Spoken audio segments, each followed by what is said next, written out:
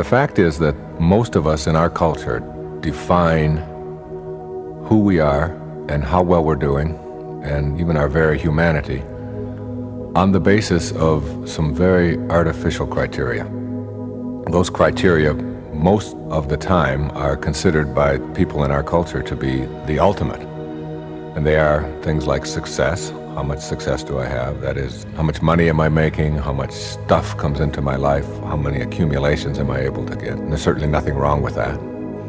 But as a criteria for your very humanity, it's a very low point. It's a very shallow place to determine whether or not you're living the kind of life that you're capable of living. Another one is performance, which we tend to laud in our culture and to almost worship. I'm number one.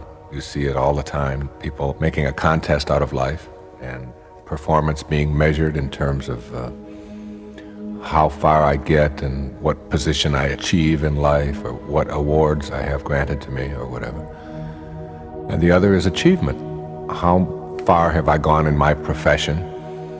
How am I looked at by my peers and by other people in terms of my grades and my position on the ladder of success within a given corporation, things like that. These are almost like the ultimate in our culture, in the business world, in the educational world, and in the entertainment world, whatever. We're always talking about success, achievement, and performance.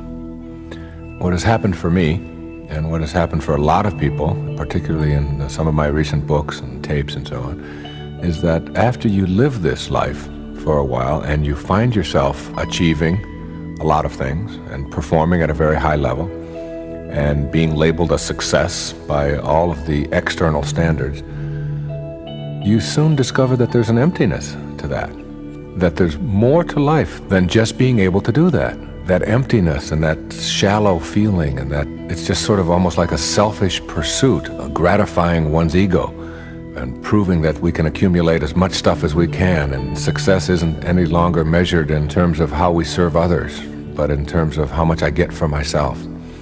And our goals become obsessions, not that we need any more, but that we've fallen into this trap of believing that we have to accumulate more, we have to get more, we have to perform at a higher level.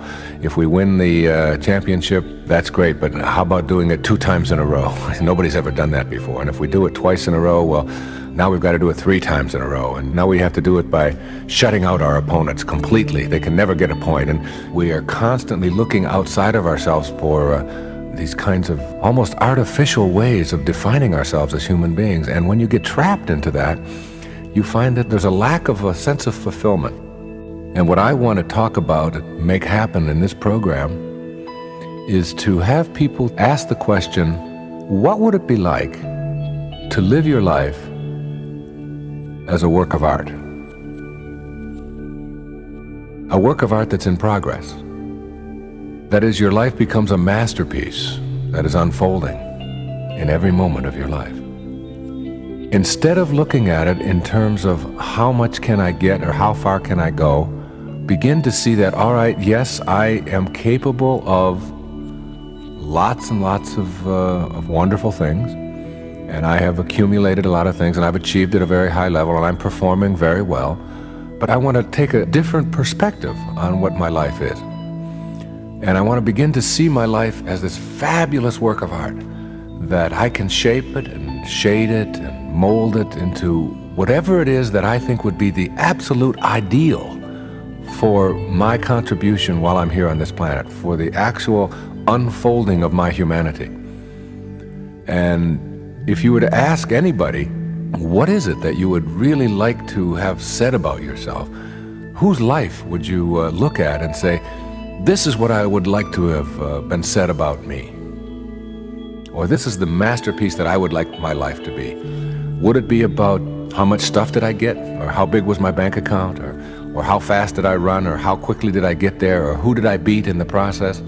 For some, it might be, and that might be very satisfying. But on a much higher level than that, the answer to that question for me is in looking at the lives of people like Christ, who was perhaps the most influential person ever to live on our planet, ever to be on our planet. Muhammad, Buddha, spiritual masters who were leaving a message about the power of the human mind. More recently in our times, people like Gandhi, who was able to turn around the whole fate of a nation that had been subservient to an empire, a British Empire, all through a nonviolence and all through an approach to loving people and not making conflict something that has to be debilitating or destructive, and to literally put them on a course of running their own lives, all through simplicity and all through a sense of beauty and appreciation. Or Mother Teresa, who labors in the streets of Calcutta, just serving and just giving, and knows what she is for, and knows that she's not against anything. You see, the irony, there's a real irony in all of this, and I'm not here to put down, in any sense of the word, success and performance and achievement. I'm a person who has a lot of all of those things in my life. But I've found that those are the kinds of things that begin to matter less and less, and they show up more and more in your life when you find yourself getting more tuned into something much beyond all of that.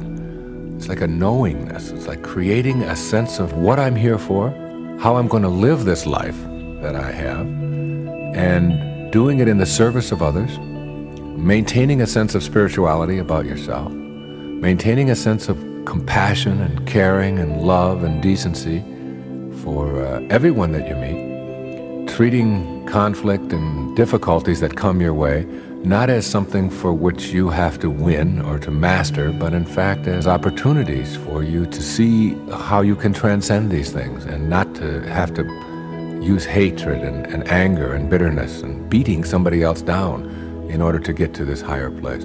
It's very much a place of peace, and it doesn't mean like abdicating your role in life. It doesn't mean that you can no longer be an architect or that you can't be a salesman or whatever it is that you choose to do for a living. It's much beyond that. It's the way that you are, not what you're getting out of the way that you are. It's that wonderful work of art that your life becomes, that you begin to see that I can make my life unfold exactly the way the universe unfolds, with a real sense of perfection and harmony and peace for myself.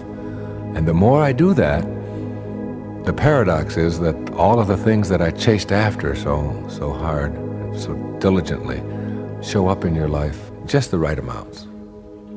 It's an attitude of knowing, of surrendering, not to anyone, but surrendering from the things that most of us are pursuing all of our lives, where we get on that stress-filled, fast pace. I have to achieve, I have to perform, I have to succeed, I have to become number one, I have to beat everybody else in order to prove myself. You begin to develop an inner sense of harmony, that those kinds of things are very low-level determiners of what kind of a human being you're going to be.